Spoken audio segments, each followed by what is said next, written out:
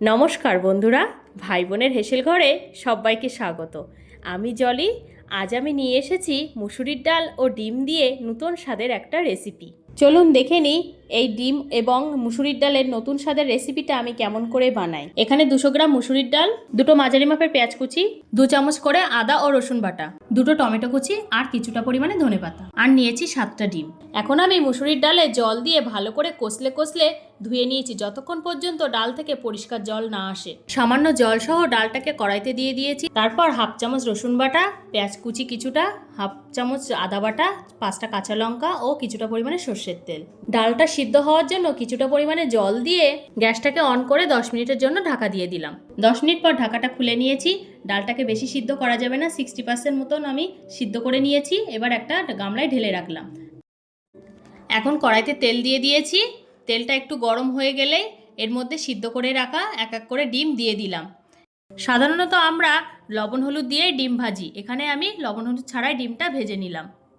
এবার ওই তেলের মধ্যে হাফ চামচ পরিমাণে বাটার দিয়ে দিলাম। একটু নাড়াচাড়া করে কালো জিরে এবং শুকনো লঙ্কা ফোড়ন দিয়ে দিলাম। ফোড়নটা হালকা নাড়াচাড়া করে এর মধ্যে দিয়ে দিলাম বাকি পেঁয়াজ কুচিটুকু।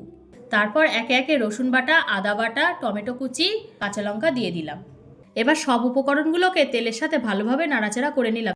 এই পর্যায়ে 1 চামচ লবণ, 1 চামচ হলুদ গুঁড়ো, 1 চামচ জিরে ধনে গুঁড়ো, 1 চামচ মরিচ গুঁড়ো দিয়ে সব উপকরণগুলোকে তেলের সাথে ভালোভাবে কষিয়ে নেব। তারপর মশলার গা দিয়ে তেল ছাড়তে শুরু করলে সিদ্ধ করে রাখা ডালটা দিয়ে দিলাম। ডালটা মশলার সাথে একটু নাড়াচাড়া করে নিয়ে ঝোলের পরিমাণ জল দিয়ে দিলাম। এরপর 1.5 চামচ লবণ, 1 চামচ হলুদ গুঁড়ো দিয়ে ভালোভাবে নাড়াচাড়া করে নিয়ে ভেজে রাখা ডিমগুলো দিয়ে দিলাম। আবার একটু নেড়েচেড়ে দিয়ে এটা এবার রান্না হতে দেব।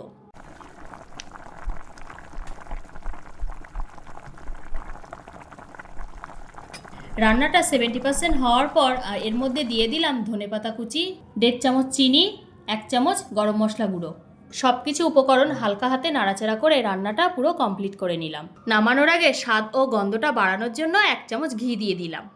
রেডি হয়ে গেল ডিম ও মুসুরি ডালের এই নতুন স্বাদের রেসিপিটা। এবার এটা গরম গরম ভাতের সাথে পরিবেশন করা যাবে।